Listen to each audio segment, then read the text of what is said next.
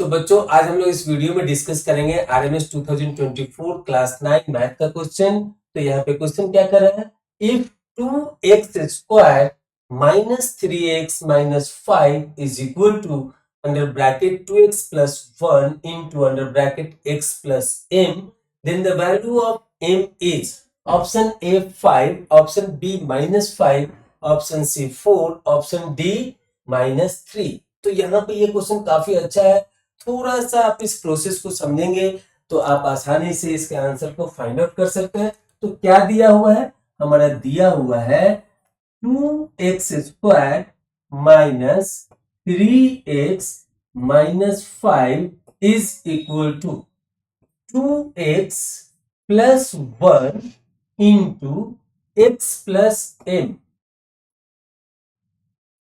तो देखिए आपको राइट साइड के टर्म को मल्टीप्लाई करना है और जो पावर वाला है जैसे x² के साथ यहाँ पे इसका कोफिशिएंट, ये वाले टर्म में इसका कोफिशिएंट 2 है, तो राइट साइड में भी x² का जो कोफिशिएंट होगा उसको इक्वेट कर सकते हैं, क्योंकि left side is equal to right side तभी पॉसिबल है।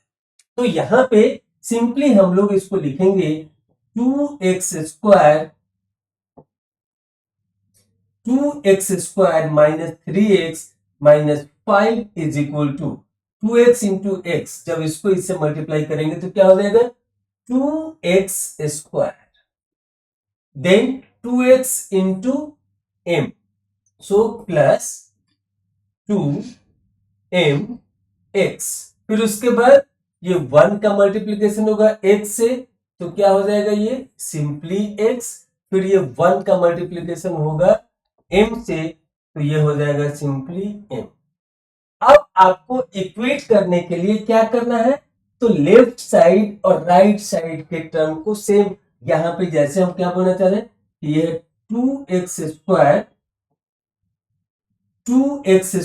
Minus 3x minus 5 is equal to 2x² plus x वाले टर्म को एक साथ रखिए।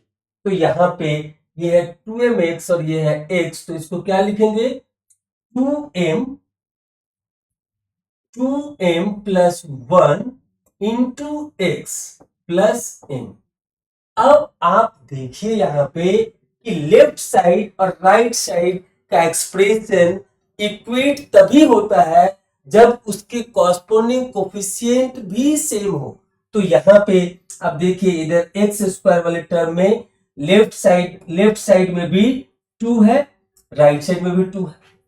अब उसका दूसरा जो टर्म है x का कोफिशिएंट राइट साइड में 2m प्लस 1 है और यहाँ पे -3 है, मतलब ये दोनों तभी बराबर होंगे जब उसके कोफिशिएंट सेम हो।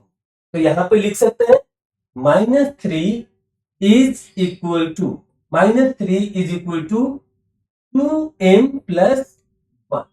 इसके coefficient must be equal, then only left side can be equated to the right side. तो यहां से -3 is equal to 2m plus 1, तो ये m का वैल्यू क्या आ जाएगा, ये 1 इधर आएगा, तो -3 -1 -4 by 2, so it will become here as a -2। एक तो ये हो गया। अब उसके बाद नेक्स्ट देखिए, इसमें थोड़ा ट्रिकी वे में पूछ दिया आपसे।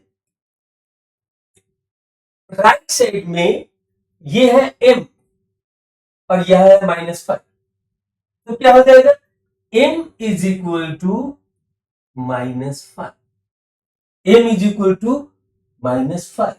अब यहां पे बच्चे कंफ्यूज कर सकते हैं कि एक जगह पे m का वैल्यू आ रहा है -5 और एक जगह पे आ रहा है -2, तो कौन सा सही है।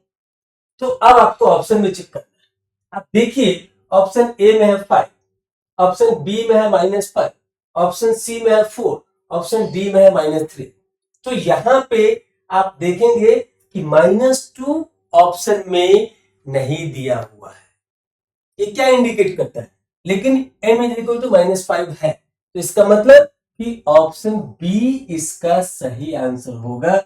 अगर -2 भी दिया होता यहाँ ऑप्शन में तो 2 ऑप्शन सही हो जाते, जो कि as per the pattern mistake नहीं होना चाहिए कुछ। यहाँ पे मिस्टेक नहीं है, अगर -2 भी एक ऑप्शन में होता तो फिर कंफ्यूजिंग हो जाता है कि m का वैल्यू -5 ले या -2 ले, इसलिए -2 को ऑप्शन में शिफ्ट नहीं किया गया है। क्या है?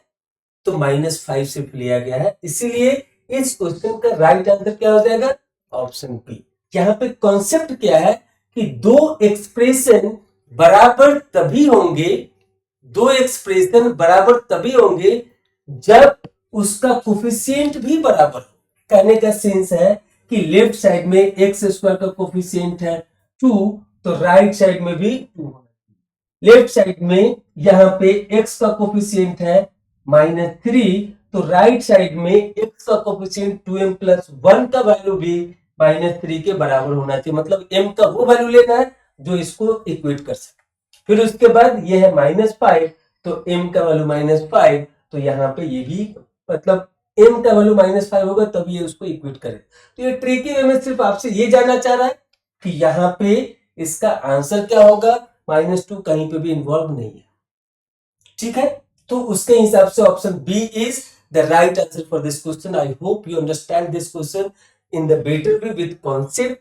So thank you for watching this video. Thank you again.